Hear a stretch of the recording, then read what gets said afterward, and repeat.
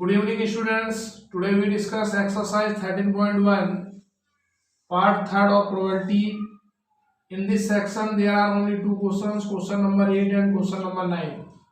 Question number 8 is that a die is thrown 3 times. इसका मतलब ये हुआ कि एक पासे को हमने कितनी बार फेंका है? 3 बार फेंका है। 3 बार फेंकने पर क्या हुआ? ई में क्या कह रहा है कि 4 appears on the third toss. तीसरे टॉस पर क्या आना चाहिए? 4 आना चाहिए। उसके बाद ये क्या कह रहा है? एफ में क्या कह रहा है कि 6 and 5 appears respectively on first two cases. 6 और 5 यानी कि रेस्पेक्टिवली का मतलब क्या होता है? क्रमशः, क्रम से। पहले 6 आएगा फिर 5 आएगा दो केस में।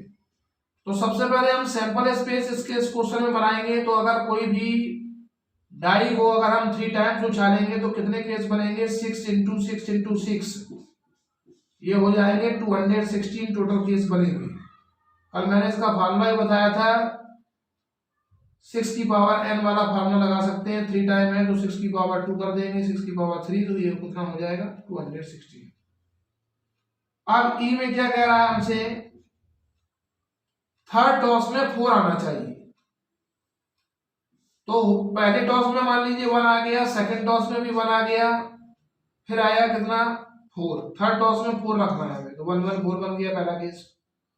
फिर क्या बनेगा? ये 1 2 4 बनेगा। थर्ड टॉस ये वाला है, ये फर्स्ट टॉस हो गया, ये सेकंड, ये थर्ड याद रखना है। ये फर्स्ट टॉस है, ये सेकंड टॉस है, और ये कौन सा टॉस है? Third toss. फिर कौन सा केस बनेगा? 1 3 4 इस तरीके से बनेगा। क्रम से याद रखिए, पहले 11 4, फिर 12 4, फिर 13 4, उसके बाद क्या आएगा? 14 4, उसके बाद क्या आएगा? 15 4, और 15 4 के बाद क्या आएगा? 16 4। तो ये टोटल 6 केस बन गए। अब नीचे वाले में क्या बनेगा हमारा? 2 1 4। पहले हमने शुरुआत 1 से की, अब 2 से की है। फिर क्या आएगा? 2 2 4, 2 2 4 के बाद क्या आएगा? 2 3 4, इसके बाद क्या आएगा? 2 4 4, 2 4 4 के बाद क्या बनेगा? 2 5 4। याद रखना है, पहले 21 चल रहा है, 22 काउंटिंग याद रखो, 23 24 25, उसके बाद क्या आएगा? 26। अब शुरुआत करेंगे 31 से, तो पहले आएगा 3 1 4, 3 2 4, 3 3 4, 3 4 4, 3 5 4, 3 6 4। इसके बाद क्या आएगा? 4 1 4, 4 2 4, 4 3 4, 4 4 4, 4 5 4, 4 6 4। अब क्या आएगा? पहले 11 शुरुआत किया, 21 31 41, अब क्या आएगा? 51, 5 1 4, 5 2 4, 5 3 4, 5 4 4, उसके बाद क्या आएगा? 5 5 4। याद रखना है 51 52 53 54 55 56, क्योंकि ज्यादातर गलतियां हो जाती हैं इसमें। अब लास्ट वाली लाइन लिखेंगे 6 1 4, 6 2 4, 6 3 4, ये भी आपको एग्जाम में शो करने होते हैं। 6 4 4, 6 5 5 4, और लास्ट में आएगा 6 6 4। चेक कर सकते हैं, 61 से शुरू है, 62 63 64 65 66, लास्ट में 4 तो रहेंगे।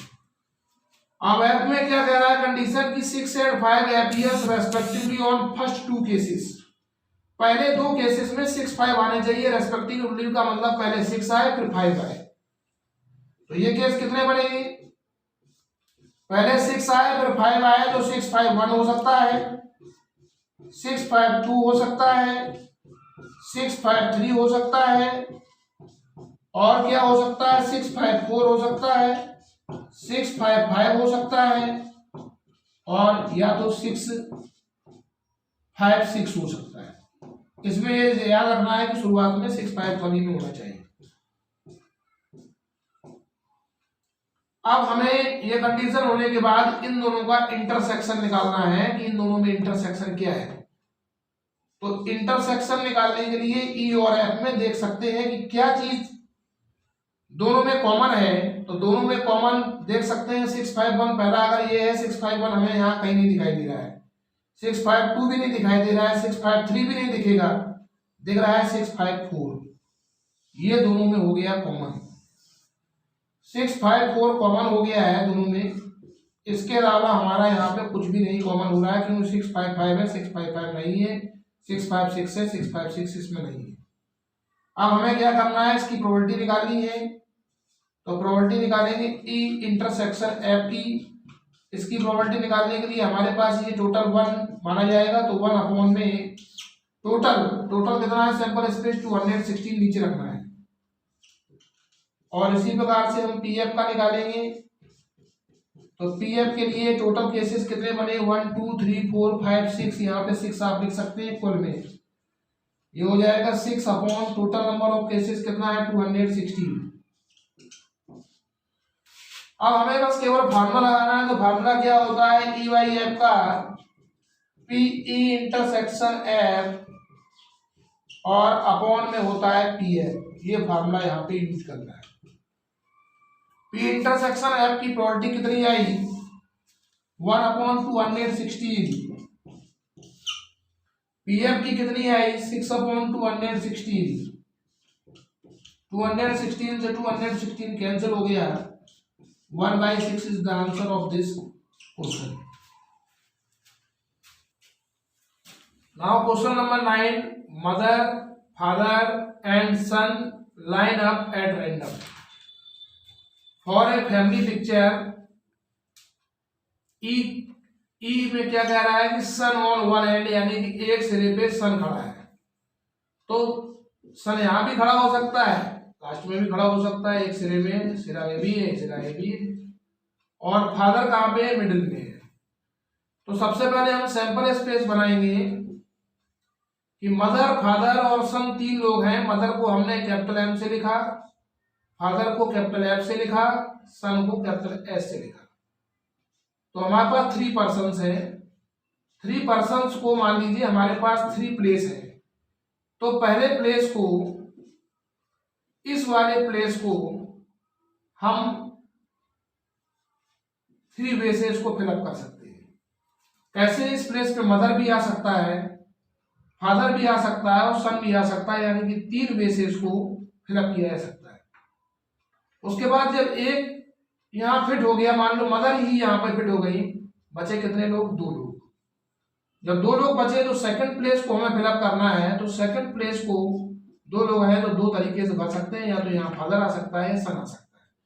मान लो फादर फिट हो गए, मदर भी पहले फिट हो गई, फादर फिट हो गए, बचा सन, तो एक तरीके से भरा जा सकता है। तो मल्टीप्लाई करेंगे तो ये बनेगा 6।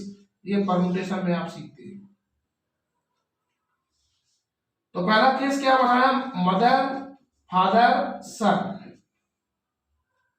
तस्वीर में पहले मदर, फिर फादर, फिर सन बना। अब जल्दी लिखने का मेथड बता रहे हैं, केवल ये वाले आपको चेंज करने हैं, एम को नहीं चेंज करना है। दूसरे वाले केस में एम तो वैसे लिखो, मदर, सन, फादर हो गया। अब एम से हमने तो 2 बना लिए। एम से बनाने के बाद अब बनाएंगे एफ से। तो एफ से कैसे बनाएंगे, फादर आया, मदर, फादर, मदर, सन। जब फादर, मदर, सन हो गया तो एफ को नहीं चेंज करना है, अब एम एस को चेंज कर दो। ये बन जाएगा फादर, सन और मदर।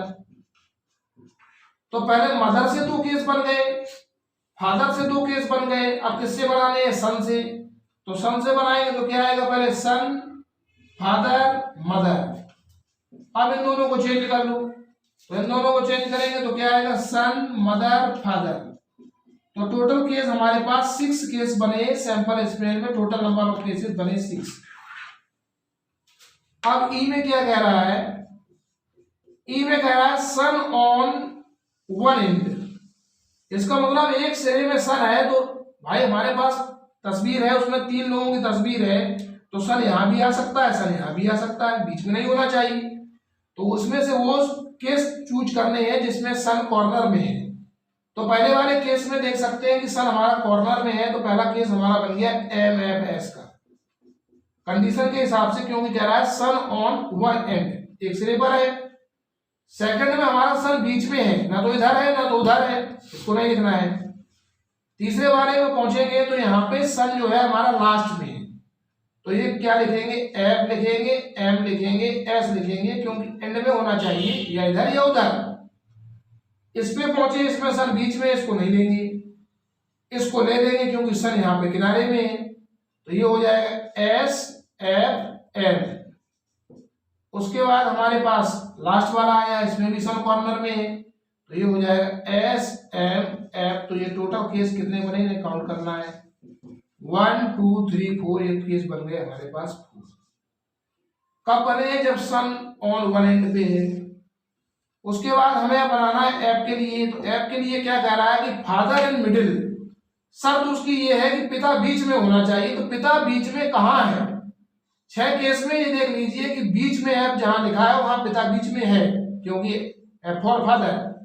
तो पहले केस में हमारा पिता बीच में है, MFS हो गया। और देख सकते हैं कि फादर कहाँ लिखा है, इसमें नहीं है, फादर बीच में छोड़ दीजिए, इसमें भी नहीं है, छोड़ दीजिए, इसको भी छोड़ दीजिए, SFM को लिखिए, क्योंकि फादर बीच में लेना है और फादर कहीं बीच में नहीं है, तो ऐसे केस हमारे पास 2 है। अब हमें क्या करना है, इन दोनों का इंटरसेक्शन निकालना है। इंटरसेक्शन का मतलब जो दोनों में एक जैसे दिखाई दे रहे हैं उनको चुन के लिखना है। बहुत ही सरल मेथड का क्वेश्चन है, ई इंटरसेक्शन है, और ये क्वेश्चन बोर्ड एग्जाम में कई बार पूछा जा चुका है, इसलिए ये क्वेश्चन बहुत ही इंपॉर्टेंट है। अब इसमें से दोनों में इंटरसेक्शन देखा गया, तो इंटरसेक्शन जिसमें कम एलिमेंट है उसमें पहले देखिए, तो MFS इसमें दिखा, MFS। अब ये चेक करें कि MFS ऊपर मौजूद है, हाँ मौजूद है, तो MFS हमने लिख दिया। फिर हमने देखा SFM है, तो SFM इसमें भी है, तो SFM भी हो गया हमारे पास। तो ये टोटल केस हमारे पास कितने बने, 2। अब हमें क्या करना है, इसकी प्रोबेबिलिटी निकालनी है और इसकी निकालनी है। हर क्वेश्चन में वही कर रहे हैं, रिपीट कर रहे हैं। तो प्रोबेबिलिटी हम पहले F की फाइंड करेंगे, तो F की प्रोबेबिलिटी निकालने के लिए केस कितने F में बनना है, 2। अपॉन में क्या होता है, टोटल नंबर ऑफ केसेस कहां बनना है, सैंपल स्पेस में 6 बनना है। तो PF की प्रोबेबिलिटी आई 2/6, जिसको हमने कट कर दिया, 2 1 जा 2, 2 3 जा 6, यानी कि F की प्रोबेबिलिटी आई 1/3। अब जिसकी प्रोबेबिलिटी निकालनी है, ई इंटरसेक्शन F की, याद रखना है, हर केस में यही करना है। तो प्रोबेबिलिटी हम निकालेंगे अब ई इंटरसेक्शन F की। ई इंटरसेक्शन F में कितने केसेस बनना है, हमारे पास 2 केस बनना है। अपॉन में टोटल नंबर ऑफ केसेस कितने हैं, 6 हैं, कट कर देंगे, 2 1 जा 2, 2 3 जा 6, तो ये हमारे पास आ गया 1/3। अब हमें प्रोबेबिलिटी निकालना है E/F की। इसका फॉर्मूला लर्न हो गया होगा, बहुत ही सरल सिंपल फॉर्मूला है, E intersection F upon PF। इसमें केवल आपको वैल्यू पुट करनी है, तो ई इंटरसेक्शन F की वैल्यू कितनी है आपके पास, 1/3, और F की प्रोबेबिलिटी कितनी है आपके पास, 1/3। 1/3 से 1/3 कैंसिल हो गया, प्रोबेबिलिटी कितनी आ गई, 1। This is the answer of this question. Please like and subscribe of this channel. Thank you for watching my channel.